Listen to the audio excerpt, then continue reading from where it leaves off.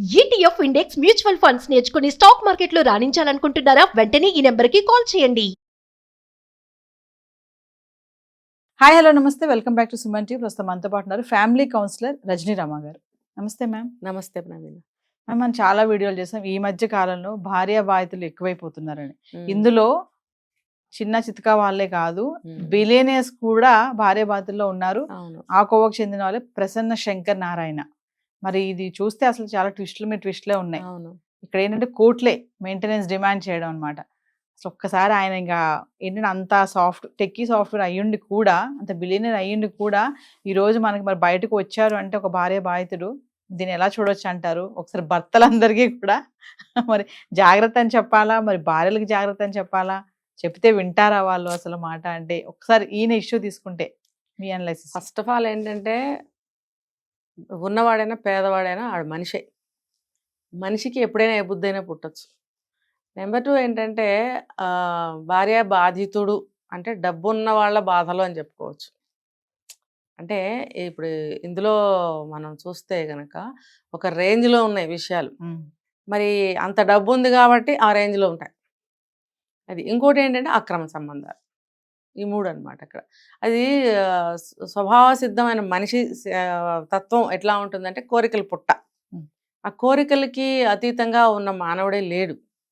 So డబ్బు ఉండనివ్వండి, డబ్బు లేకపోనివ్వండి, మనసులో ఏ కోరికైనా పుట్టచ్చు. ఏ కోరికైనా పుడితే దాన్ని ఎంతమంది కంట్రోల్లో ఉంచుకుంటున్నారు, జీవితాలని ఎంతవరకు సాఫీగా తీసుకెళ్ళగలుగుతున్నారు ముందుకి అనేది ఇక్కడ పాయింట్.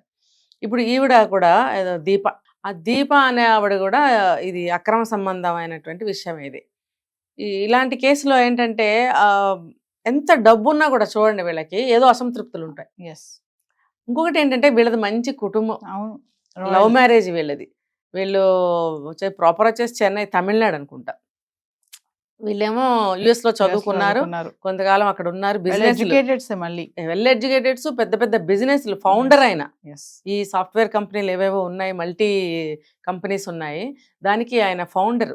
అలాగే సింగపూర్లో కూడా ఎస్టాబ్లిష్ చేసి పెద్ద పెద్ద మల్టీనేషనల్ కంపెనీస్ అక్కడ సెటిల్ అయిపోయారు వీళ్ళు. చూడండి ఎక్కడి నుంచి ఎక్కడికి వెళ్ళి ఎక్కడికి వచ్చాక.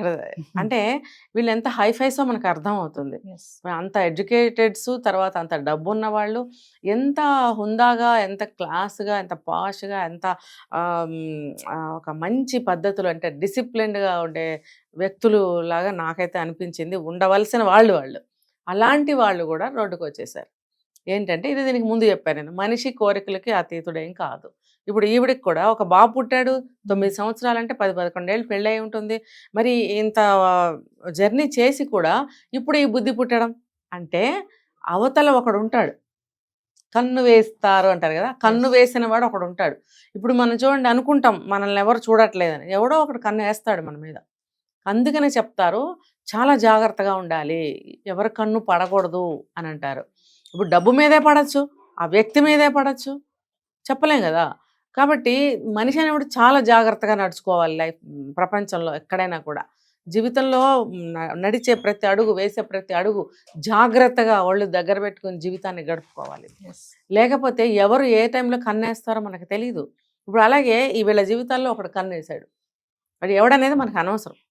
ఏ రకంగా వచ్చాడు, అందులో ఎంప్లాయా, పార్ట్నరా, లేకపోతే ఫ్రెండా, మనకు అనవసరం. ఇదంతా కన్ను అయితే వేశాడు. వేసినప్పుడు ఈ అమ్మాయి ఇంత లైఫ్ లీడ్ చేసి జర్నీ చేసి అతనితో, దట్టు లవ్ మ్యారేజ్, చక్కగా ఫ్యామిలీ నడుస్తుంది, ఎంత ముచ్చటైన ఫ్యామిలీ, చాలా బాగుంది.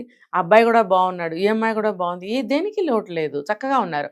ఆ అమ్మాయికి పుట్టిన బుద్ధే సరిగ్గా లేదు. అవతల వాళ్ళు ఏమైనా మనకి లోబర్చుకోవాలని ప్రయత్నాలు చేయొచ్చు, అట్రాక్ట్ చేయొచ్చు.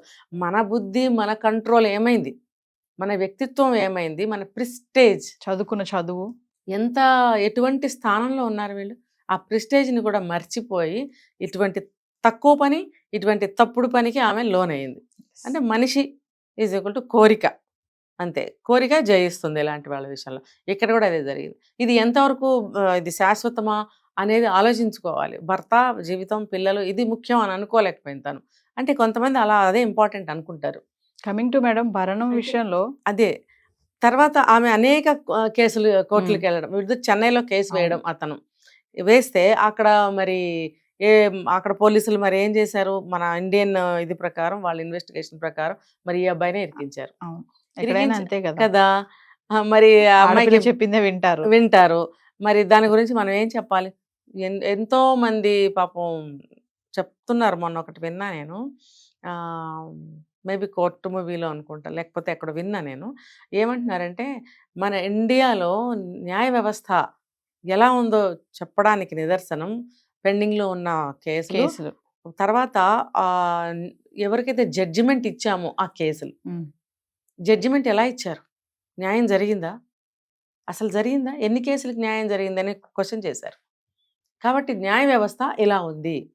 కేసులు పెండింగ్లోనూ ఉన్నాయి, జడ్జిమెంట్ అయిపోయిన వాటికేమో న్యాయం జరిగిందా అని ఒక క్వశ్చన్ నడుస్తుంది. సో మన న్యాయ వ్యవస్థ అలా ఉంది కాబట్టి ఏదో ఆయనకి అన్యాయం జరిగింది, ఆ అమ్మాయి గెలిచింది. ఇది 9 కోట్లు భరణం. అంటే ఇప్పుడు ఆయనకి అన్ని వేల కోట్లు ఉన్నాయి కాబట్టి ఆయన ఇవ్వగలిగాడు. ఇప్పుడు ఇది దృష్టిలో పెట్టుకుని ప్రతి అమ్మాయి, ఇప్పుడు మనం చాలా కేసులు ఈ మధ్య చూసాం, భరణం కోసం అని చెప్పి అతుల్ సుభాష్ బెంగళూరు, అతను ఒక సామాన్యమైనటువంటి సాఫ్ట్వేర్ ఎంప్లాయీ, అతన్ని కోట్ల మీదే డిమాండ్ చేసింది. అతను మరి తలతాకొట్ట పెట్టి ఎలా తీసుకొచ్చి పాపం ఇచ్చాడు, కానీ ఆ బాధ భరించలేక ఆత్మహత్య చేసుకున్నాడు. ఇప్పుడు ఆవిడ హ్యాపీ, తన లైఫ్ తను లీడ్ చేస్తుంది. తప్పు తను చేసింది తప్పు కదా, పాపం. ఒక వ్యక్తిని పొట్టన పెట్టుకుంది, అది పాపం. అలాగే జరుగుతున్నాయి చాలా వరకు. భరణం పేరు మీద ఆ వ్యక్తిని మానసికంగా కూనీ చేయడము, ఆస్తిపాస్తుల్ని కొల్లగొట్టుకోవడము, ఇది ఎంతవరకు కరెక్ట్? కావాలని కూడా మేడం ఇక్కడ ఒకటి ఆలోచిస్తే, మహిళలు కావాలని కూడా అంటే కుటుంబాలను ఇట్లా విడదీసుకోవడము, ఈ భరణం మెయింటెనెన్స్ వస్తుందని చెప్పి కూడా ఇల్లీగల్ కాంటాక్ట్స్ పెట్టుకోవడము, భర్తల్ని ఇలా వేధించడము, అంటే ఇలా చాలా తయారవుతున్నారు. అంటే దీన్ని ఈ భరణం కోసమే ఇల్లీగల్ కాంటాక్ట్స్ పెట్టుకున్నారు అంటే నేను చెప్పలేను, కానీ వన్స్ ఆ ఇల్లీగల్ కాంటాక్ట్ పెట్టుకున్న తర్వాత ఆ వ్యక్తికి, ఆ అమ్మాయికి అటువంటి ఆలోచనలు కనుక వస్తే, విడిపోవాలి, విడిపోయినా కూడా నాకు భరణం వస్తుంది అనే ఆలోచనలు చేస్తే మీరు అన్నట్టు అక్రమ సంబంధాన్ని ఇంకా కొనసాగిస్తుంది, భర్త మీద భరణం కోసం కేసు వేస్తుంది. కొన్ని కేసుల్లో ఏంటంటే ఏదన్నా తేడా వస్తే కేసు వేయడము, భరణం ఎక్కువగా అడగడం అనేది కూడా జరుగుతుంది. అయితే ఏమైనా సరే అక్రమ సంబంధం పెట్టుకుని అదంతా బయటపడి ఇంకా దారి లేదు, విడాకులు తీసేసుకోవాలనుకున్నప్పుడు చాలామంది, అందరూ చేస్తున్న పని ఇదే. చేసింది నువ్వు తప్పు, అతను భరణం ఎందుకు నువ్వు తీసుకోవాల్సి వస్తుంది, ఎందుకు అతను ఇవ్వాలి? ఇవి కూడా మరి మనం చెప్పుకోకూడదేమో, చట్టాలు మారాలి, తీర్పులు మారాలి. పైపెచ్చు ఇంకా అతని పైన ఇప్పుడు ఈ ప్రసన్న శంకర్ పైన వైఫ్ ఏంటంటే కామ పిశాచి, నన్ను అట్లా ఇట్లా టార్చర్ చేస్తాడు అని చెప్పేసి అంటున్నారు. అవును, ఉల్టానే పెడుతున్నారు. ఇప్పుడు ఆవిడ చేసింది ఇదంతా కూడా ఆవిడకి చెందాలి ఈ మాటలన్నీ. మరి అతను కూడా చాలా సున్నితమైన మనసు కలిగిన వాళ్ళనే ఉన్నాడు. తర్వాత అంత బిజినెస్ మ్యాను, సమాజంలో కాదు ప్రపంచవ్యాప్తంగా ఇప్పుడు అతనికి ఎంత బ్యాడ్ నేమ్ వస్తుంది. ఇప్పుడు ఒక కంట్రీ కాదు, ఇక్కడి నుంచి మళ్ళీ వెళ్ళి సింగపూర్లో కేసు వేసి అక్కడ అతను ఇవన్నీ చేశాడని చెప్తే వాళ్ళు కూడా ఎంత నమ్మలేదు, ఫేక్ అని తేలిపోయింది. మళ్ళీ బాబుని తీసుకుని అమెరికా వెళ్ళిపోయి అక్కడ కేసు పెట్టింది, మరి అక్కడ కూడా నడవలేదు. మరి చివరికి ఇండియాలోనే ఇలా జరిగింది. అంటే ఇంకా ఎక్స్ట్రా భరణం కోసం. ఇప్పుడు ఆ అమ్మాయి సహజంగానే డబ్బు గల వ్యక్తి అయి ఉండొచ్చు, ఫ్యామిలీ అయి ఉండొచ్చు, ఇతని దగ్గర తీసుకున్నది కూడా ఎక్కువ మొత్తమే. ఇంకా ఎందుకు అత్యాశకు పోతే ఏమవుతుందంటే అవమానం పాలవుతారు. ఇప్పుడు అదే జరిగింది.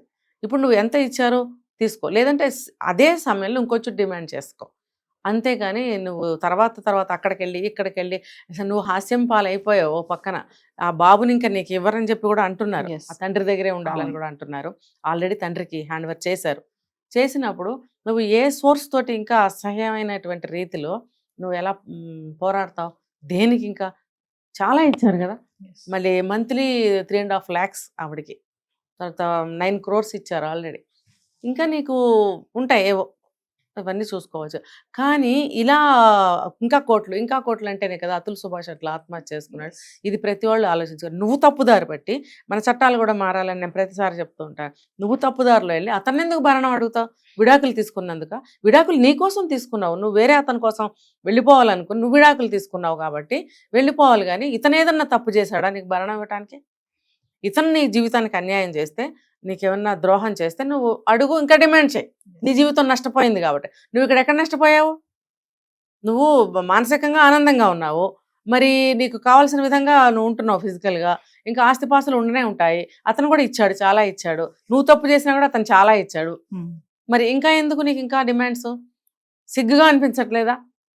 నేనైతే ఇదే చెప్తా, తప్పు అతను చేస్తే నువ్వెంతైనా డిమాండ్ చేయి, అసలు అక్కడ తప్పు లేదు, నీదే తప్పు. నువ్వు ఇష్టపూర్వకంగానే వెళ్ళిపోతున్నావు, నేను ఇక్కడ ఉండనని చెప్పి వెళ్ళిపోతున్నప్పుడు నువ్వు కానీ వెళ్ళిపోవాలి. అసలు ఇవన్నీ ఎందుకు నీకు ఇవన్నీ వద్దు అని, భర్త వద్దు బిడ్డ వద్దు అనుకునే కదా నువ్వు అతనితో వెళ్తున్నప్పుడు ఇతను డబ్బు ఎందుకు నీకు? అతను ఇస్తాడు, వెళ్ళు. నేను ప్రతి స్త్రీకి నేను ఇదే చెప్తున్నా, మీరు వేరే వాళ్ళతో వెళ్ళిపోతే వెళ్ళిపోండి, అన్నీ అతనే ఇవ్వాలి. ఇక్కడి నుంచి ఎందుకు అడుగుతున్నారు? అతను మీకేం ద్రోహం చేయలేదు కదా. చేయనప్పుడు అతనికి ఎందుకు మీరు డిమాండ్ చేస్తున్నారు? చేయకండి దయచేసి. ఎందుకంటే వాళ్ళ జీవితాలు వాళ్ళు బ్రతకనివ్వండి. మీరు విడాకులు అడిగితే ఇంకా హ్యాపీగా ఇస్తున్నారు వాళ్ళు. ఆ విడాకులు తీసుకొని మీకు ఇష్టమైన వ్యక్తితో వెళ్ళిపోండి. ఎందుకంటే ఫర్దర్గా అన్నీ అతనే ఇస్తాడు అని మీరు వెళ్ళిపోతున్నప్పుడు అన్నీ అతనే ఇవ్వాలి అని నేను చెప్తున్నా. Thank you ma'am.